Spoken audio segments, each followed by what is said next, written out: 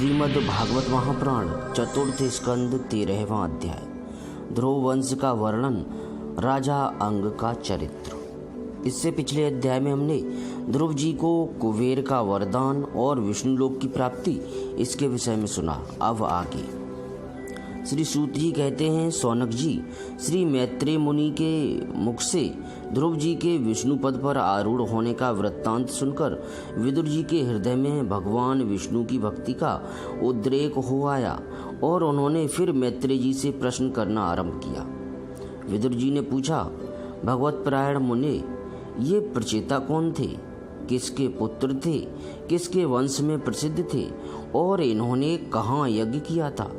भगवान के दर्शन से कृतार्थ नारद जी परम भागवत हैं, ऐसा मैं मानता हूँ। उन्होंने पंचरात्र का निर्माण करके श्री हरि की पूजा पद्धति रूप क्रिया योग का उपदेश किया है। जिस समय प्रचेतागण स्वधर्म का आचरण करते हुए भगवान यज्ञेश्वर की आराधना कर रहे थे, उसी समय भक्त प्रवर नारद जी ने ध्रुव का गुणगान किया था। ब्राह्मण, उस स्थान पर उन्होंने भगवान की जिन जिन लीला कथाओं का वर्णन किया था वे सब पूर्ण रूप से मुझे सुनाइए। मुझे उनके सुनने की बड़ी इच्छा है। श्री मैत्रेय जी ने कहा, विदुर जी, महाराज ध्रुव के वन चले जाने पर उनके पुत्र उत्कल ने उनके अपने पिता के सार्वभौम वैभव और राज्य सिंहासन को अस्वीकार कर दिया। वह जन्म से ही शांत चित्त, आसक्ति शून्य और समदर्शी था तथा संपूर्ण लोकों को अपनी आत्मा में और अपनी आत्मा को संपूर्ण लोकों में स्थित देखता था।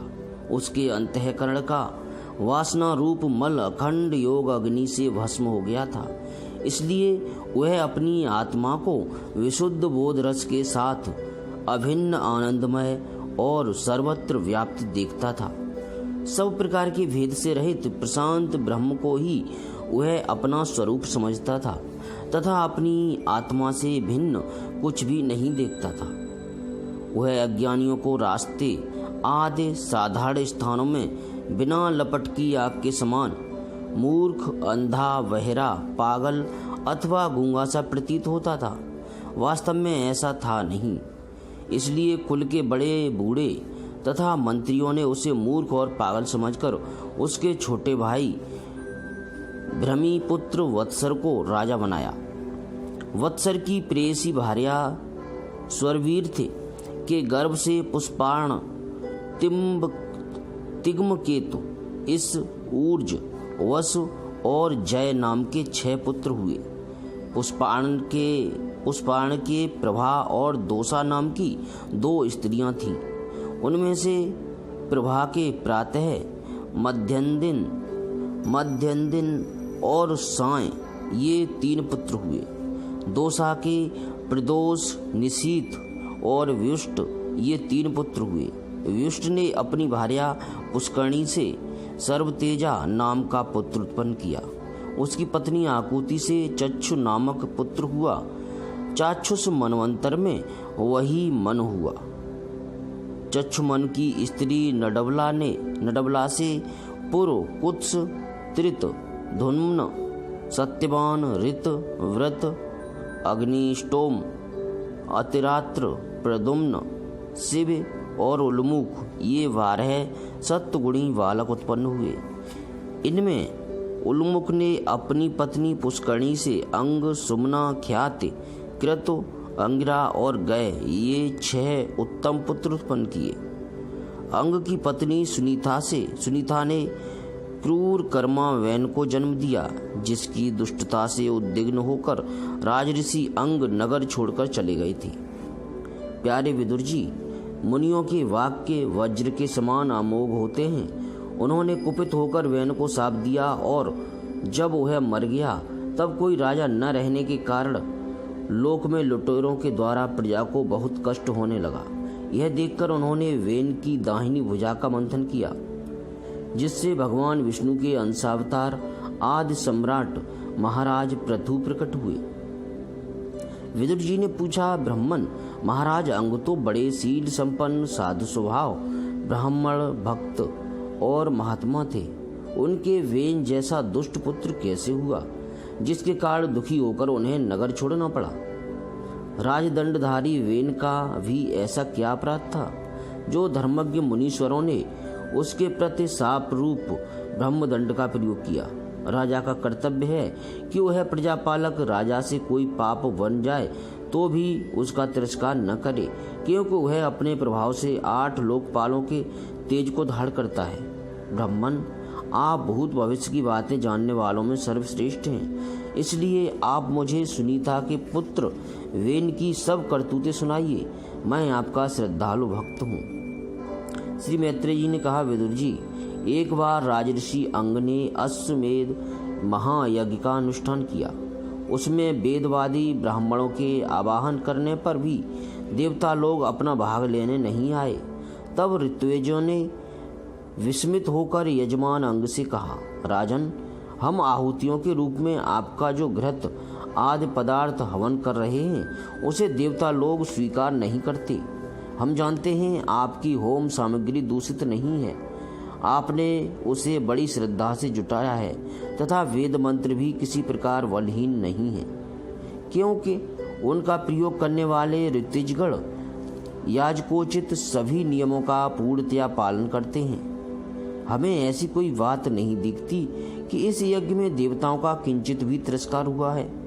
फिर भी कर्माध्यक्ष देवता लोग क्यों अपना भाग लेने नहीं आ रहे? श्री मैत्रेय जी कहते हैं, ऋत्विजों की बात सुनकर के यजमान अंग बहुत उदास हुए। तब उन्होंने याजकों की अनुमति से मौन तोड़कर सदस्यों से पूछा, सदस्यों, देवता लोग आवाहन करने पर भी यज्ञ में नहीं आ रहे हैं और न सोमपात्र ही ग्रहण करते हैं। आप बतलाइए, मुझसे ऐसा क्या अपराध हुआ है? सदस्यों ने कहा, राजन, इस जन्म में तो आपसे तनिक भी अपराध नहीं हुआ। हाँ, पूर्व जन्म का एक अपराध अवश्य है, जिसके कारण आप ऐसे सर्वगुण संपन्न होने पर भी पुत्रहीन हैं। आपका कल्याण हो, इसलिए पहले आप सुपुत्र प्राप्त करने का कोई उपाय कीजिए। यदि आप पुत्र की कामना से यह यज्ञ करेंगे तो भगवान यज्ञेश्वर आपको अवश्य पुत्र प्रदान करेंगे।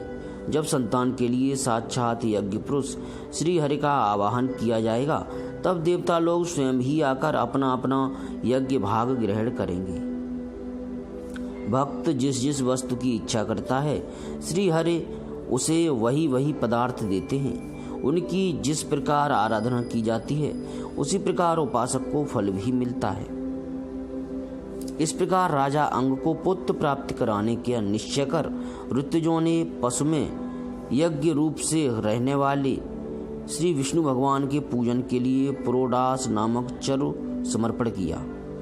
अग्नि में आहुति डालते ही अग्नि कुंड से सोने के हार और शुभ्र वस्त्रों से विभूषित एक पुरुष प्रकट हुए।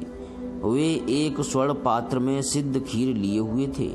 उदार बुद्धि राजा अंग ने याजकों की अनुमति से अपनी अंजलि में वह खीर ले ली और उसे स्वयं सूंघकर प्रसन्नतापूर्वक अपनी पत्नी को दे दिया।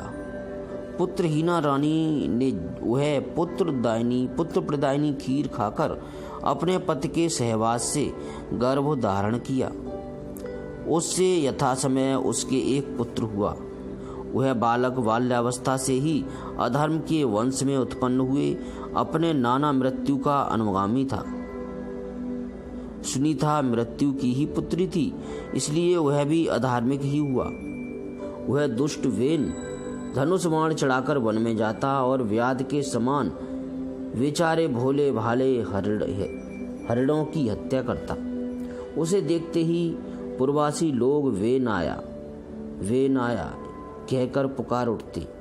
वह ऐसा क्रूर और निर्दयी था कि मैदान में खेलते हुए अपनी बराबरी के बालकों को पशुओं की भांति बलात् मार डालता। वेन की ऐसी दुष्ट प्रवृत्ति देखकर महाराज अंग ने उसे तरह तरह से सुधारने की चेष्टा की, परंतु वे उसे सुमार्ग पर लाने में समर्थ न हुए। इससे उन्हें बड़ा ही दुख हुआ। वे मन ही मन कहने लगे, जिन गृहस्थों के पुत्र नहीं हैं उन्होंने अवश्य ही पूर्व जन्म में श्री हरि की आराधना की होगी। इसी से उन्हें कुपूत की करतूतों से होने वाले असहाय क्लेश नहीं सहने पड़ते। जिसकी करनी से माता पिता का सारा श्रेष्ठ मिट्टी में मिल जाए, उन्हें अधर्म का भागी होना पड़े। सबसे विरोध हो जाए, कभी न छूटने वाली चिंता मोल लेनी पड़े और घर भी दुखदाई हो जाए, ऐसी नाम मात्र की संतान के लिए कौन समझदार पुरुष ललचावेगा। वह तो आत्मा के लिए एक प्रकार का मोहमय बंधन ही है। मैं तो सपूत की अपेक्षा कुपूत को ही अच्छा समझता हूँ, क्योंकि सपूत को छोड़ने में बड़ा क्लेश होता है। कुपूत घर को नरक बना देता है, इसीलिए उससे सहज ही छुटकारा हो जाता है। इस प्रकार सोचते सोचते महाराज अंग को रात में नींद नहीं आई। उनका चित्त गृहस्थी से विरक्त हो गया। वे आधी रात के समय बिछौने से उठे। इस समय वैन की माता नींद में बेसुध पड़ी थी। राजा ने सबका मोह छोड़ दिया और उसी समय किसी को भी मालूम न हो, इस प्रकार चुपचाप उस महान ऐश्वर्य से भरे राजमहल से निकलकर वन को चल दिए। महाराज विरक्त होकर घर से निकल गए हैं, यह जानकर सभी प्रजाजन, पुरोहित, मंत्री और सुहृदगण अत्यंत शोकाकुल होकर पृथ्वी पर उनकी खोज करने लगे। ठीक वैसे ही जैसे योग का यथार्थ रहस्य न जानने वाले पुरुष अपने हृदय में छिपे हुए भगवान को बाहर खोजते हैं। जब उन्हें अपने स्वामी का कहीं पता न लगा, तब वे निराश होकर नगर में लौट आए और वहाँ जो मुनिजन एकत्रित हुए थे, उन्हें यथावत प्रणाम करके उन्होंने आंखों में आंसू भरकर महाराज के न मिलने का वृत्तांत सुनाया। श्रीमद् भागवत महापुराण चतुर्थ स्कंद 13वां अध्याय समाप्त। जय श्री कृष्ण।